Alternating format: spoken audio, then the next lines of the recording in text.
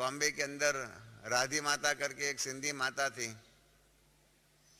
Class में आती थी, खास पढ़ी लिखी नहीं थी, गुरुमुखी भाषा उनको थोड़ी कुछ आती थी और पढ़ी लिखी नहीं थी। सेंटर पर आएंगी, सेवा करेंगी, हाँ, अपने किचन में जाएंगी, खाना पीना बनाने में मदद करेंगी, ऐसे ऐसे और की सेवाओं में मदद करेंगी।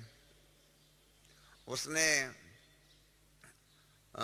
जो भी बाल विधवा थी, माना उसकी शादी हुई थी, 12 साल की उम्र में शादी हुई थी और 14 साल का उसका पति था। 1-2 साल में ही 14-15 साल की हुई और उसके पति ने शरीर छोड़ दिया था, तो बाल विधवा थी। तो इसके कारण ज़्यादा कुछ कमाई भी उसके पति की नहीं थी जिसके आधार पर उनका जीवन व्यवहार चले। और उनके उसने फिर भी उसने व्हील बनवाई थी। मुझे कहा था कि रमेश भाई आप व्हील बना दो, मेरे पास जो भी संपत्ति जो भी है। मैंने कहा कितनी संपत्ति होंगी? कहा 1200-1500 आदि जो भी है, मेरे कपड़े आदि जो भी है ना, वो सारा ही बाबा की सेवा में सफल हो जाए, इस प्रकार से मेरा जो भी है सब कुछ बाबा का ही है, मैं उसमें सफल कर दो। तो मैंने व्हील भी बना दिया था। और उसके बाद क्या हुआ कि थोड़े 1-1.5 साल के अंदर ही उनको ब्रेन हेमरेज हो गया और उसका शरीर छूट गया। शरीर छूट गया तो उसके बाद जो है ना, उस जमाने में बाबा जो है संदेशियों के तन में शरीर छोड़ने वाली आत्माओं को भेजते थे मिलने के लिए, क्योंकि उस टाइम पर परिवार छोटा था। अब तो काफ़ी बड़ा हो गया, इसलिए अभी वो बाबा ऐसा कारोबार नहीं करते हैं। तो 63 की या 64 की शुरुआत की बात है और आदि माता की आत्मा जो है हमारी दादी पुष्प शांता के तन में आई और आकर के सबसे मिली। तो मैं भी वहाँ बैठा हुआ था। तो इन्होंने अपना अनुभव सुनाया। इन्होंने कहा कि बाबा ने मुझे ऊपर रखा हुआ है वतन में, 3-4 दिन मैं वहाँ रहूँगी, उसके बाद बाबा मुझे भेजने वाले हैं। तो मैंने उनसे पूछा कि आपको बाबा कहाँ पर नया जन्म देंगे?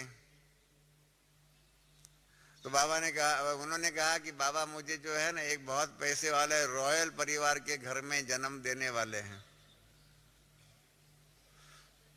मैंने कहा आपको तो राधी माता, आपको तो बाबा की लॉटरी मिल गई।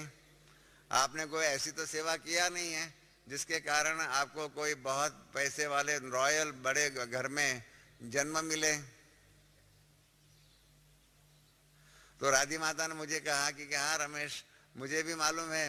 मुझे जब बाबा ने कहा कि तुम्हारा जन्म जो है बहुत पैसे वाले रॉयल घर में जन्म होने वाला है, तुम्हारा बहुत भाग्य श्रेष्ठ बना हुआ है, तुमने बहुत कमाई जमा की हुई है। तो राधी माता ने कहा कि मैंने बाबा को कहा कि नहीं बाबा, मैंने ऐसी कोई कमाई जमा नहीं की, मैंने ऐसी कोई दुआएं जमा नहीं की हुई है। तो बाबा ने कहा कि नहीं बच्ची, तूने बहुत कमाई जमा की हुई है।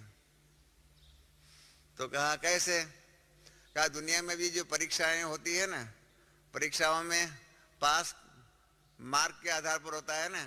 35% मार्क मिलता है तो पास क्लास होता है, 50% मार्क होता है तो सेकंड क्लास होता है, और 65% मार्क होता है तो फर्स्ट क्लास होता है, और 70 से ऊपर होता है तो डिस्टिंक्शन होता है। तो बाबा ने कहा, उनको बहुत सुंदर बात कही है कि बाबा ने कहा कि मैंने आप बच्चों को बता दिया है, अंतिम परीक्षा में 2 ही प्रश्न आने वाले हैं।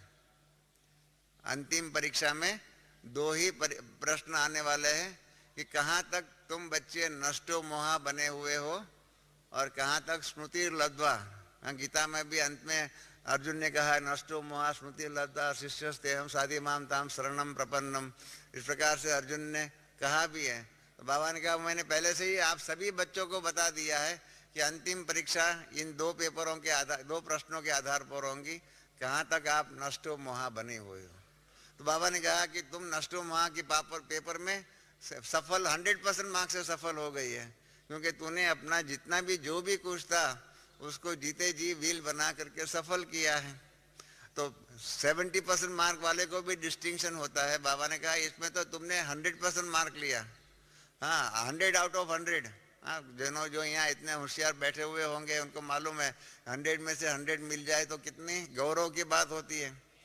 तो बाबा ने कहा कि तुमने 100 में से 100 मार्क लिए हुए हैं, तो मुझे ज़रूर तुमको एक्स्ट्रा गिफ्ट, एक्स्ट्रा मदद, एक्स्ट्रा बल को, एक्स्ट्रा दुआएं तुमको देनी पड़ेंगी, और इसलिए तुमको रिच रॉयल परिवार में तुमको जन्म बाबा तुमको देगा।